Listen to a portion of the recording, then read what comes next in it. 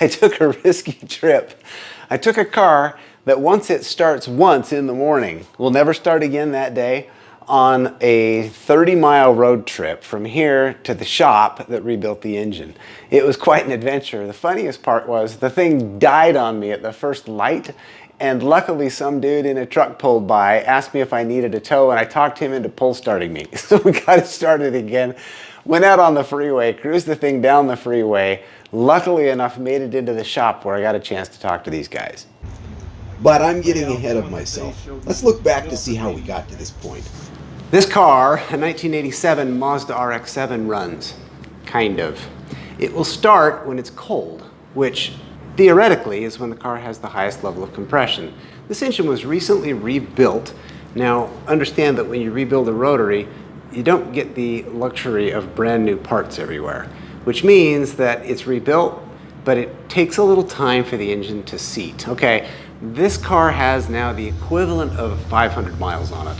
I say equivalent because I figure we burned about 30 gallons, and if I guesstimate that I get 17 miles to the gallon out of the motor, well, I'm in that 500 mile range. So the equivalent of 500 miles.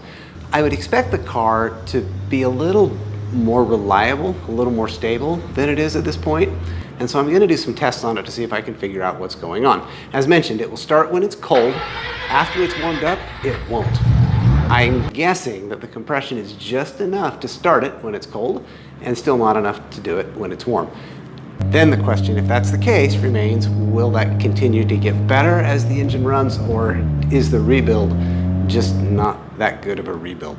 That's what I'm going to find out. So I don't have a rotary compression gauge. What I do have is a standard internal combustion engine compression tester, like this one. What I've done is temporarily squeeze the relief valve on this compression tester so that it doesn't retain whatever the high mark is. Now the risk here is that it lets out so much air that we don't get an accurate read. So the next step is to do a little bit of a test to see just how accurate this can be. So this is rather unscientific, but let's be honest, who are we kidding? This entire thing is unscientific. So what I'm going to do is set the pressure regulator. Now I'm going to use a rubber-tipped blow gun to see what kind of pressure we register on the compression gauge with the relief valve compressed. That's not bad. And now if I pulse it just a little bit, which is kind of simulating what we would expect to see on that rotary engine, that seems to be a viable test. With that rotary compression gauge, or that redneck version of a rotary compression gauge, I'm going to pull the spark plugs out of this, one spark plug out of this. I'm going to disconnect the crank angle sensor, and then we're going to turn it over with the film running to see if I can capture the compression on each knot cylinder.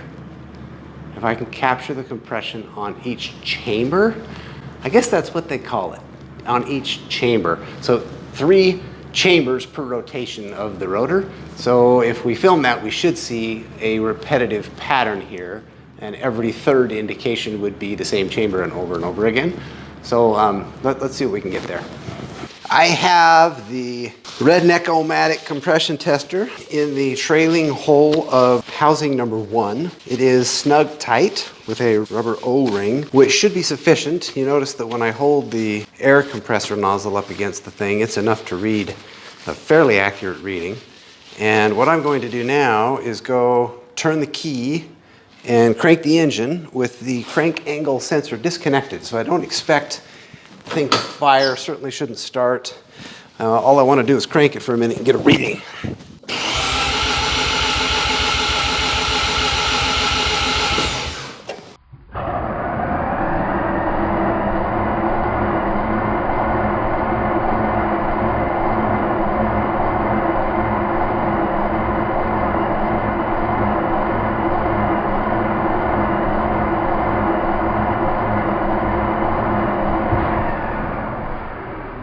And now, with the compression tester on housing number 2.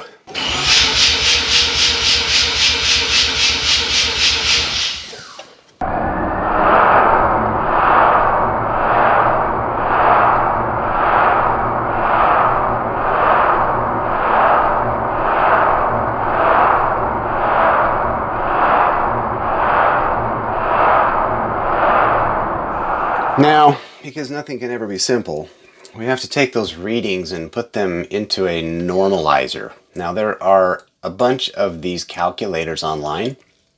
I just Googled rotary engine compression calculator and 2 or 3 popped up. I grabbed the first one on the list. It looks fine.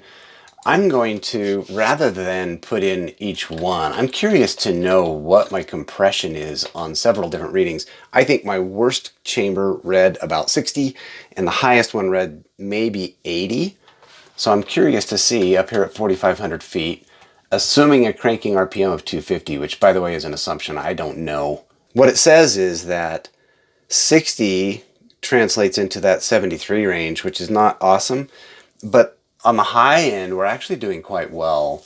So compression readings are, I would say, better than what I really expected them to be, which puts me kind of back in a conundrum. Where does that leave me at this point? I actually don't know. Wish I could tell you I knew exactly what to do here. One option is to continue to run the engine and hope that it seats as it gets more miles on it. Something tells me that that isn't quite going to cut it, but I don't know. I may check with the guy who did the rebuild and see what he says at this point. I took a risky trip. I took a car that once it starts once in the morning, will never start again that day, on a 30-mile road trip from here to the shop that rebuilt the engine. It was quite an adventure. The funniest part was the thing died on me at the first light, and luckily some dude in a truck pulled by, asked me if I needed a tow, and I talked him into pull starting me. So we got it started again, went out on the freeway, cruised the thing down the freeway, luckily enough made it into the shop where I got a chance to talk to these guys. This is Ryan and Manny and Jordan and some other guy that I haven't met. He drove up in that FD across the street that's just sick as can be. Recently imported from Japan, still a right side drive, but I'm on a tangent. These guys run Performance R&D. They're on about 13th South in the Salt Lake City area, and they are, in my opinion, the local authority on rotary engines. They've been in it a long time. They rebuilt this motor, and they brought some interesting information to the table here. You want to hop in this and start it? So we're looking at the wire that feeds the fuel pump. Yep. And what we're going to do is cut the power to the fuel pump. Yep. Okay. And then we're going to turn it over, and theoretically it'll try. Starter sounds bad. Oh, there it goes. Give it a little gas.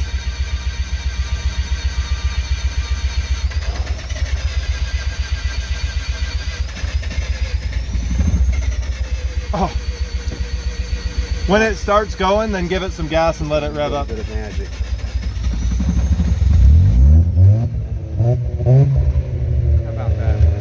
The second you flood, you almost go through. The second I plug it in and do that, it's like you recycle. You restart the cycle. Yeah, makes sense.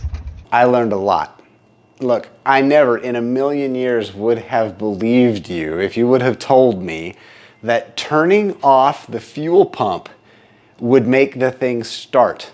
Are you kidding me right now?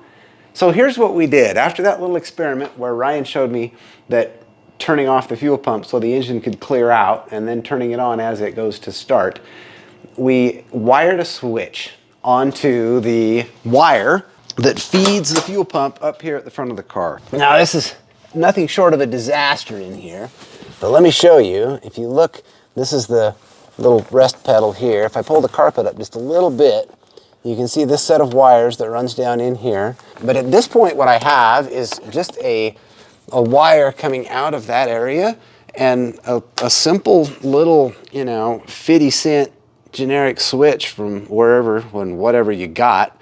And that's all it takes. We've been running this car quite a little bit today. Let me show you this. Look, she's still very much a work in progress, but we have avoided putting any attention into it because until it runs, you really don't want to put attention into it. So yeah, she needs some attention. But watch, here's what I'm going to do. I'm going to turn this off. Boy, I need one more hand. How am I going to do this? You there? And now she's roaring.